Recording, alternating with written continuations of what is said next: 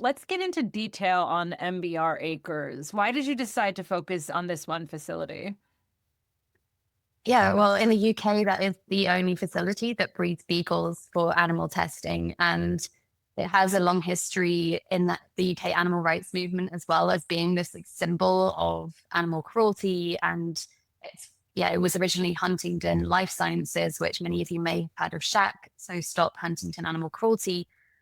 Originally back in the 90s, there were lots of campaigns and people ending up in prison for campaigning against Huntington Life Sciences. And yeah, it actually became MBR Acres. And MBR is Marshall Bioresources. It's actually a US company. So in the US, there's a massive MBR breeding facility. But yeah, this facility in the UK, they breed around 2,000 dogs a year. And they're sent to labs all over the country. And actually, they still send puppies back to the lab that's actually in my hometown. So this is actually something that's like quite close to my heart. I learned as a young child that there was an animal testing lab down the road from where I lived. I don't know if I would have been here today if I hadn't known about what was going on in that lab. And so, yeah, my whole journey into animal rights kind of started there when I saw stickers around my hometown town of animals, dogs and cats being tested on these. Yeah, you can imagine graphic images of dogs and cats, being experimented on, and then wanting to do something about it because I felt something really deep inside me. I was like, this is clearly not right. And I remember telling my mum I want to go and protest. And I remember doing talks at school about it and telling other kids that we shouldn't be buying products that are tested on animals, telling my parents to boycott certain products. And then as I grew older, I started doing more and more campaigning, and then eventually found myself an occupation. I actually did an occupation before the rescue. So I occupied MBR Acres with about 20 others 6 months before the rescue, and saw with my own eyes what was happening to those beagles, the conditions they were living in. And it was like, I cannot just leave and never come back. So went back exactly 6 months later and rescued puppies from there. I should mention too that Marshall Bioresources is down the road from where Jasmine and I live right now. So there's an awful lot of synergy going on here. And I do understand that some people are thinking of doing some things about that. I certainly hope so. But getting back to the story at hand. So you did an occupation. The first step was an occupation. You just went in and witnessed. Is that what that was? And then were there one rescue or two? Yeah. So the timeline is a little bit confusing. So on the 19th of June, 2022, myself and about 20 others, we just climbed the fence in broad daylight. Our aim was just to put like a big banner on the ground, and we had a drone, so that end animal testing, we had a drone getting footage. But actually when we got in there, it was all quite calm. And so we were able to walk around. We could see, they didn't have proper windows, but just little vents. And that's where we were able to see and film the puppies inside. And then eventually we were arrested.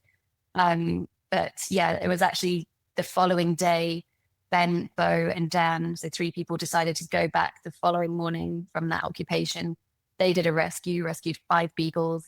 And then 6 months later, myself and 17 others went back again and rescued another 18 puppies with Love and Libby. I can tell you about were taken by the police. So Love was the puppy that was taken from my arms by the police as I was trying to rescue him.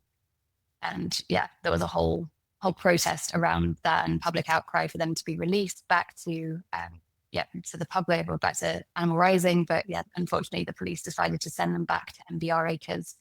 So there was occupation, one rescue where 3 people rescued 5 beagles. Then 6 months later, 18 of us rescued another 18. And then Love and Libby sent back to MBR. So it was 18 that got out, and then 11 were sent back. And so it took me a moment. It was only two. So only 2 were sent back. So 2 were 18 sent were back. saved. All right, I'm glad I clarified that. So 18 got out, then 2 were sent back, and so a total of 16 from that rescue. It was 18 plus the 2. So okay. I got it. I'm not sure we have to get the math right, but it does seem.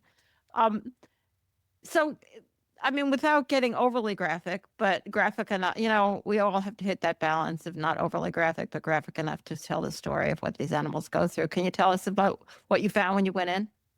the only sheds I saw were, basically the sheds these long buildings where there are rows and rows of hundreds of puppies in these concrete cages. So the floor is completely concrete, and then they've got like metal, like wire mesh around them. And there's about 5 or 6 puppies in each cage. I believe when I did the occupation, I could see a mother like cowering in the corner as well. She looked older and really defeated. Like, I think that was one of the things that really struck me from the occupation, was like seeing her sitting in the corner. And I told myself, I had to go back. And then, feces all over the floor, urine. I mean, they sprinkle like a small amount of like sawdust on the floor to try and like soak it up. But it's really nothing. There's no beds. There's just like a ball hanging from a chain in each enclosure for like as enrichment for them to have fun. And a barrel, like an empty barrel lying on its side as well, as like another form of enrichment.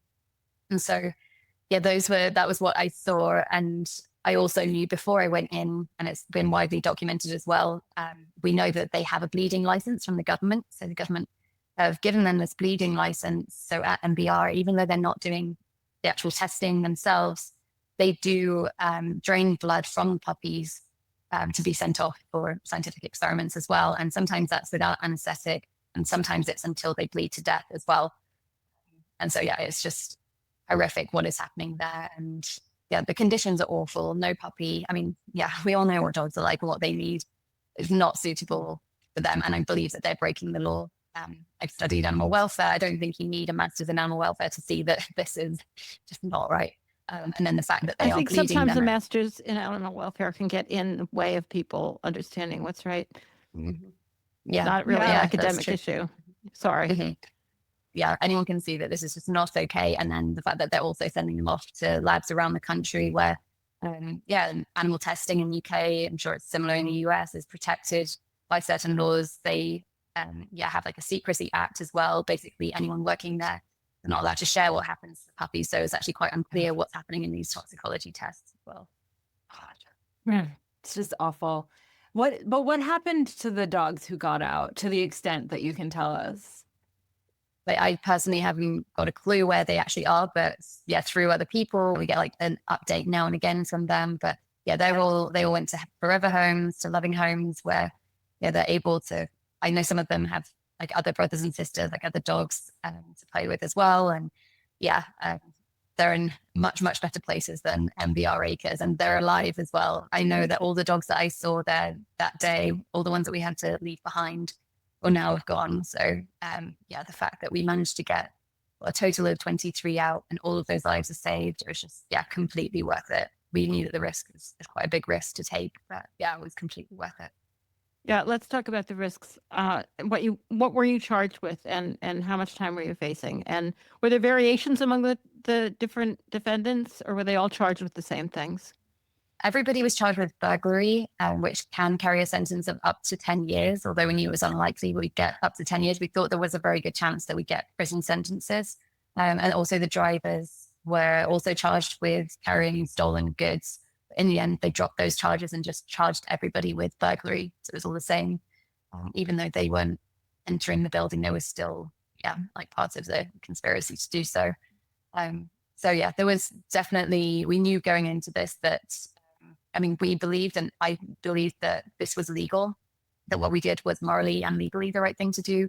But we knew that it was possible that a jury would find us guilty. And that is actually what happened with some trials, because there were so many of us on trial. We were split into 5 different trial groups. And we had different results from different trials, which is interesting.